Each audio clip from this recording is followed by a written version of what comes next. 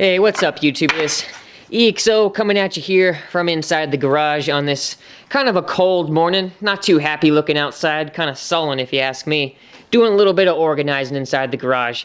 This is just all the spare cuts that we've been doing from the big wall build in the Saturn Ion. I figured I'd come at you on my second channel just for an all-around update on Frankenstein, on the Saturn, just pretty much everything. First of all, we've been getting tons of videos using this camera, freaking sacrificing the newness of it, getting her all nasty.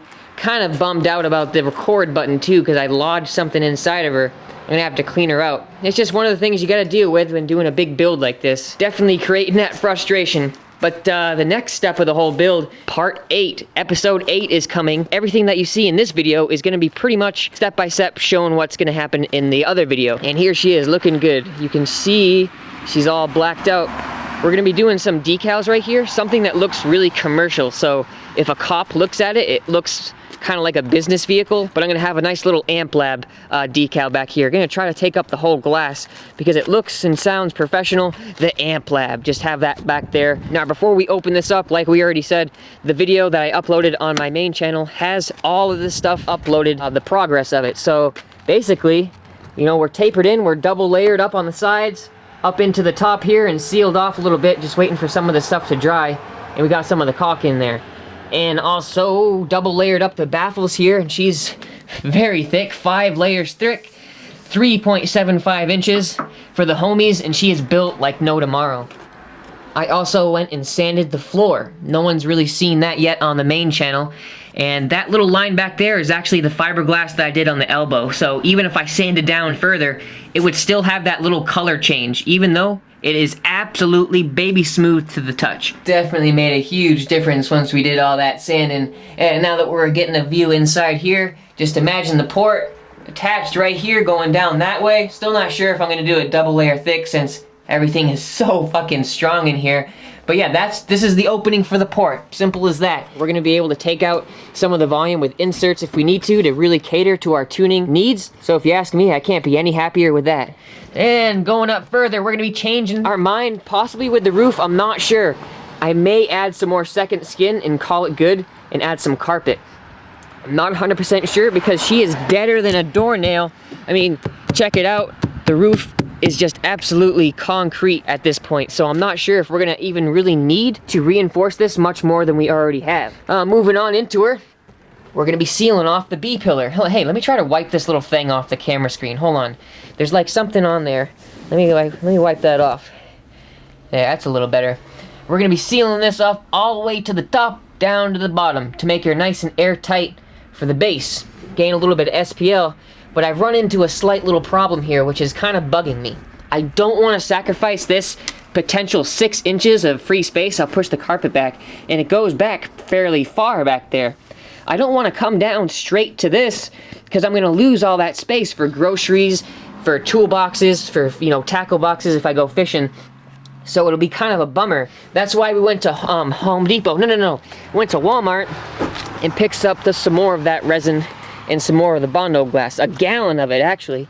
I gotta fix this too, because we get a little bit of dripping right there. But check it out.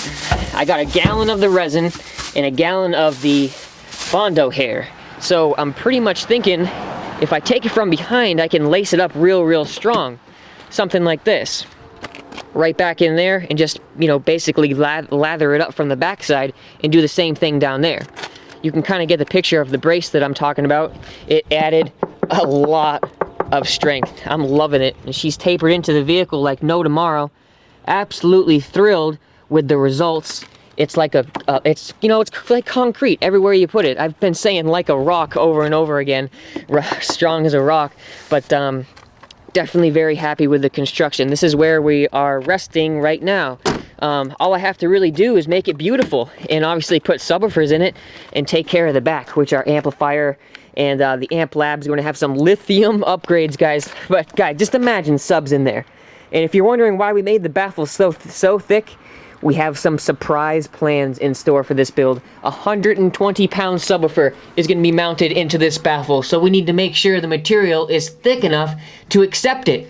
Just like imagine hanging a 120-pound picture in your bedroom. you definitely wouldn't want to go into sheetrock. You would want to go into the thickest part of the wall. So that's why we made the wall as thick as we could. Damn straight. Gonna be also addressing the insides of these doors since they're fucking plastic. There's nothing to them. You really, you know, you can hear it when you close the door. It's just very cheap sounding. So I may be filling that up with foam since I never really need to open these again. It's all up in the air still. Everything's coming together slowly but surely. We've been working on this thing for about 3 weeks now, so I'd say that's pretty damn good considering we've had tons of rain, snow, fucking fire. So everything has been happening. So we got rain coming in on the schedule, and yeah, we got lots of stuff in store for this thing. I guess I could talk quickly about Frankenstein, but we're gonna go back and switch gears into the car just a quick second. We have got 30,000 watts of power on the way. I just mentioned this in my main channel, and we're gonna get some water dripping down. Oh, not bad. I just mentioned this on my main channel that we're getting the 6 BC 5500s, toolmaker inputs, and hopefully some lithium upgrades for back here from the amp lab. It's all a slow process. We have to wait for those US Customs to get their shit together at the port. They're holding the shipment of amplifiers like on hold for some reason. So until that gets all straightened away, Frankenstein is on hold. But I'm trying to make it to the TD8 show. It's going to be a great time. I made it last year, but without a vehicle. So hopefully this year I can bring this bad bitch down. We'll have the 2 Contralto 18s on a single Encore 4.5K. The amount of screws in this thing is pretty much ridiculous, and the Bondo and the wood and all that stuff adds up quick. Especially these braces. Each one of them was like $1, and there's 22 of them. So just for those little braces, it was over 20 bucks. So, you know, I'm trying to do it right the first time. And speaking of doing it right the first time, we're adding lots and lots of weight. As you can see, she's still sitting pretty nice, and her stock height isn't really affected yet, but we're going to be once we get all these batteries in here. We'll probably have a Group 31 as well as that lithium from the amp lab. But check it out. Conveniently enough, we have coil springs in this thing. So I went in and did some research, a lot of research actually, posted on Facebook. Some of my friends mentioned this place called GP Car Audio, and I've heard of them before. It's pretty fucking interesting. See these springs right here? They offer something that would beef this up by 1,000 pounds. So I had no question in my mind, I need that extra weight capacity. So we're going with the no sag springs from GP Car Audio. So I guess they do windshields and all that stuff, so they're covering their bases over there. Last night I was doing some shopping, well, some browsing. I didn't really make the jump yet, but I found a great place to get 2-aught wire. Whoops, I need the hood. A great place to get 2-aught wire for like $2 a foot over at Welding Supply. So I put it in my cart because we have high ambitions for our electrical system. Let's go ahead and talk about that real quick. We've got basically just a stock alternator in right now. Pretty, you know, it did the job, but it's definitely gonna need an upgrade before we do all this basing. And we got some of that orange wire, so the orange stuff on Welding Supply definitely appealed to me because of the crescendo color scheme. We're gonna be chucking in an Iragi 300 in here, high output alternator. It's gonna have a nice little overdrive pulley on it because our stock pulley is a little bit bigger. We're gonna try to get some more amperage at idle. And like what I said about the electrical, I'm gonna run a single run of 2-aught wire on the positive to the back and a single run of 2-aught negative from the alternator to the back. So it'll be powering very sufficiently. I'll probably even do a little something right here. That's where everything comes into. I think that's the EC or the BCM. I don't even know what the hell that is, but that's where all the fuses go. So I'm not gonna pretend like I know the technical name for it. But let's shut that up. Yeah, so the Iragi's gonna go in there. 300 amps going to the back. Got the lithium. Man, we got high hopes for this thing.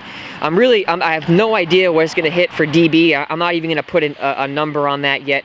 I'd be happy with a daily driving system with like, you know, low 50s at like real low, 30 hertz or something like that. But you know, it might be higher, but I'm building it as best I can along the way. I'm just a random dude who started making YouTube videos, and people started watching it. So thanks for watching the videos all these years, guys. Really means a lot.